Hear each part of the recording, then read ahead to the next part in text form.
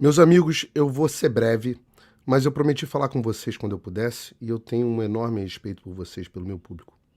Muita gente ficou confusa quando eu escrevi hoje de manhã esse tweet aqui, ó. Eu disse assim: eu nunca vivi um momento tão sombrio no Brasil e em toda a minha vida. Estamos muito perto de perecer. Falarei mais quando puder. E agora eu estou falando, e eu vou explicar para vocês tudo em detalhes. Antes, deixa eu dizer algo importante aqui. Eu não falo em nome da Jovem Pan. O que eu estou dizendo aqui é por mim, Paulo, exercendo os meus direitos. Pois bem, a essa altura vocês também já podem ter visto uma notícia que eu vou ler aqui para vocês do UOL, para variar. Com medo do TSE, Jovem Pan orienta comentaristas a parar de xingar Lula. É da coluna do Fifito. Tá aqui, ó. Depois da decisão do Tribunal Superior Eleitoral, TSE, de suspender propagandas ofensivas a Lula e Bolsonaro, a Jovem Pan acendeu um sinal amarelo para alguns de seus comentaristas. A ordem é maneirar no vocabulário dos programas da casa. A partir de agora está proibido usar adjetivos ofensivos contra Lula, candidato mais atacado pela linha editorial da emissora. Mentira, Lula não tem uma linha, a Jovem Pan não tem uma linha editorial contra ou a favor de nenhum candidato, e eu vou falar mais algumas mentiras a respeito, mas vamos continuar lendo aqui. Em mensagem encaminhada para a redação, a chefia veta veementemente o uso das palavras como corrupto ou ladrão. Leia o comunicado na íntegra abaixo. Caros, com base em decisão do TSE proferida nesta segunda-feira, estamos orientados pelo jurídico a não utilizar as seguintes expressões nos programas da casa: ex-presidiário, descondenado, ladrão, corrupto, chefe de organização criminosa. Além disso, não devemos fazer qualquer associação entre o candidato Lula e o crime organizado. E mais, as críticas aos ministros e ao judiciário não são recomendadas pelo nosso jurídico neste momento. O descumprimento dessas determinações pode levar não só a direito de resposta, como também a multa de R$ 25 mil e a remoção dos conteúdos de nossas plataformas. A direção de jornalismo reforça que aqueles que não se sentirem confortáveis com essa determinação, com base em decisão da Justiça, devem nos informar para que possam ser substituídos dos seus programas. Ele acrescentou depois isso aqui: por meio da sua assessoria, a Jovem Pan afirma que se trata de uma orientação editorial que reforça a importância do cumprimento de uma decisão judicial que impõe restrições ao trabalho jornalístico. Não existe medo, como escreve o colunista, existe respeito à justiça. E a própria nota da Jovem Pan já esclarece algumas coisas, mas eu quero esclarecer os fatos para você. A notícia tem um componente verdadeiro. Qual é a parte verdadeira? De fato, essa mensagem foi enviada hoje de manhã para todos os comentaristas no nosso grupo de WhatsApp. E foi isso que me levou a escrever essa mensagem. Olha, eu nem quero entrar aqui no mérito de quem foi o verme que vazou uma mensagem tão sensível, restrita aos comentaristas da emissora, porque isso agora não importa. O que importa é que o teor desta mensagem é verdadeira. A notícia é falsa. Com medo do TSE, a Jovem Pan orienta comentaristas a parar de xingar o Lula. Não há medo. Há o cumprimento de uma decisão judicial proferida na segunda-feira que proíbe, de fato, que o Lula seja chamado dessas coisas: ex-presidiário, descondenado, corrupto, etc. O TSE determinou nessa decisão por 4-3, com voto de Minerva do presidente da corte, adivinhe, né, o Alexandre de Moraes, que todas as menções nesse sentido deveriam ser removidas, com direito de resposta ao Lula e multa de R$ 25 mil caso aconteça novamente. Ou seja, se algum comentarista da PAN fizer esse tipo de coisa, o conteúdo vai ser removido, a emissora vai pagar R$ 25 mil e o ofendido, o Lula, no caso, terá direito de resposta. Veja, alguns adjetivos, como corrupto, são subjetivos. Sempre foram aceitos dentro do livre exercício do jornalismo, tem ampla jurisprudência no país nesse sentido. Outros, como descondenado e ex-presidiário, são fatos biográficos incontestes da vida do Lula. Mas agora o TSE vem fazendo, como fez com a Brasil Paralelo nesses dias, uma inovação. Eles inventaram o fato verdadeiro que pode levar o eleitor às conclusões falsas. Eles estão chamando isso de desinformação, ou pior, inventaram um outro termo, desordem informacional. Não é mais fake news. Acabou o negócio das fake news. É verdade, fato verdadeiro, mas que leva o eleitor a uma conclusão que eles não gostam. Uma conclusão contra o candidato que eu não posso deixar de achar que é o candidato que eles favorecem, né?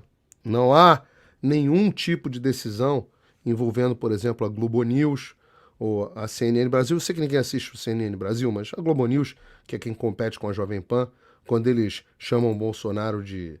Quando eles mentem, por exemplo, a respeito do orçamento secreto, quando eles falam dos imóveis, eles também continuam falando. Quando eles chamam o Bolsonaro de genocida e coisas do tipo, não, tudo isso pode. Agora, a Jovem Pan, os comentaristas de opinião não podem mais ter as suas opiniões. Reparem, baseadas em questões reais. As condenações do Lula aconteceram. O esquema do mensalão aconteceu, o esquema do petrolão aconteceu. Bilhões foram devolvidos. Outros bilhões não foram devolvidos. O presidente Bolsonaro falou bastante a respeito disso no debate. Como é que eu posso não comentar a esse respeito, né? E tem ainda uma outra ação em curso no TSE, que é ainda mais séria, essa contra a pessoa física do Tutinho, dono da Jovem Pan, que pode, inclusive, em última instância, até cassar a concessão da emissora. Essa ação ainda não teve a decisão dela, ela é mais sem pé nem cabeça do ponto de vista jurídico do que a outra, mas quem disse que a gente vive em um país onde o jurídico importa? O Brasil virou uma terra sem lei e, na prática, essa ação ela é como se fosse uma espada de Damocles, né? Sempre na cabeça da PAN. Ela é uma ação intimidatória. Todas as ações desse tipo, essa avalanche, e já foram tantas ações de direito de resposta em cima da PAN, elas têm um efeito de ameaça.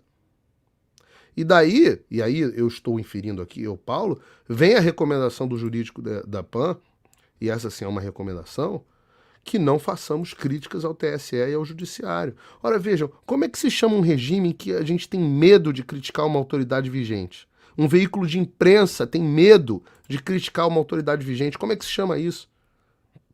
Pelo amor de Deus, acordem. Não importa o seu espectro político. Pode ser isentão, mas você deveria ser contra isso, porque isso vai se voltar contra você mais cedo ou mais tarde. E mais, qual é a legitimidade? Como é que funciona um país onde o presidente eleito, se o Lula for eleito, digamos que o Lula seja eleito, como é que funciona a legitimidade de um país onde um presidente é eleito com uma corte funcionando em favor dele nesse sentido? Ora, não existe democracia sem liberdade de expressão, sem discussão na sociedade a respeito dos fatos e livre troca de opiniões, que se chama nos Estados Unidos de livre mercado de opinião.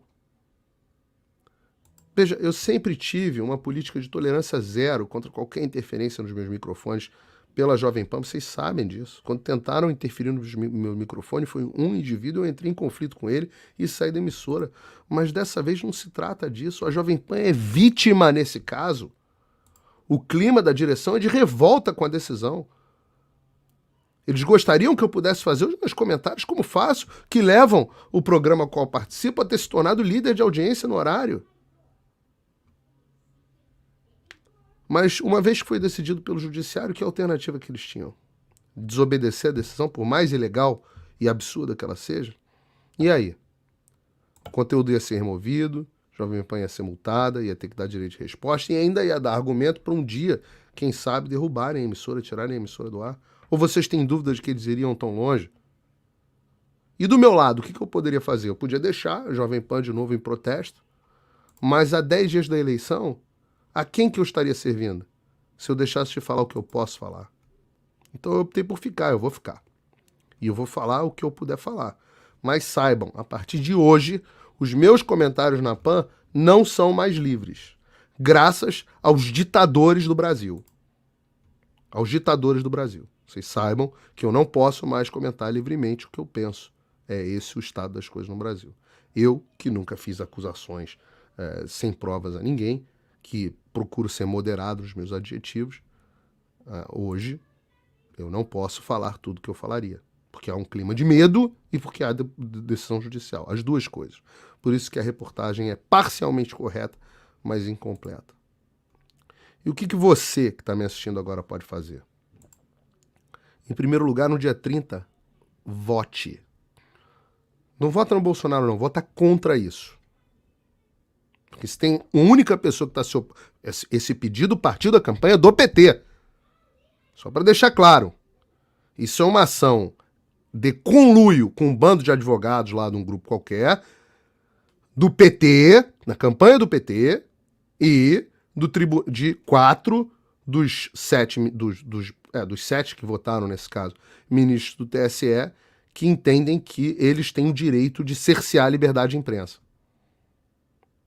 E cadê os outros veículos de imprensa se manifestando? Não, ó, todo mundo, ó, caladinho. Tá? A segunda coisa que você pode fazer é manifestar o seu descontentamento de todas as formas que você ainda puder. Gritem e não deixem isso passar em branco. Compartilhem esse vídeo, falem sobre o assunto nas redes sociais, falem enquanto vocês podem falar. Eles não têm como banir e proibir milhões de perfis no Twitter, nas redes sociais, no Instagram, em todas as redes. Não tem. Então, você pode falar, né? Se a gente parar de falar, que as pedras falem. Se você quiser e achar que vale a pena, você também pode assinar um dos meus cursos quando houver turma. Aliás, tem um QR Code aqui, do outro lado aqui para vocês, basta botar o seu celular. Porque lá é o único lugar que eu falo, onde o que eu quiser falar. Eu falo livremente, falo de coisas que eu não posso mais falar aqui. Então, é uma ótima oportunidade, inclusive, de você apoiar o meu trabalho. Agora, lembrem-se disso. Nada disso seria necessário se as eleições já estivessem decididas em favor deles. Essa tese que eles já ganharam, essa tese de que tá tudo combinado, essa tese é uma tese falsa. Ela é perdedora e falsa. Os números internos, fora dessas pesquisas fajutas aí que mostram, os números internos dos trackings das campanhas mostram uma vantagem do presidente Bolsonaro boa para o segundo turno. Dentro do que é possível ser bom numa eleição tão apertada. Eu sei disso e eles sabem também. Daí o desespero. Daí terem partido pro tudo ou nada. Olha, eles vão tacar fogo no Brasil e nas instituições antes de permitirem um segundo mandato do presidente Bolsonaro. Não tenho dúvidas disso. Cabe a nós impedirmos que o nosso país siga o rumo que outras ditaduras de esquerda latino-americana já seguiram. Só isso que eu tenho para dizer hoje para vocês. Quem puder, compartilhe esse vídeo. Que Deus abençoe o nosso Brasil.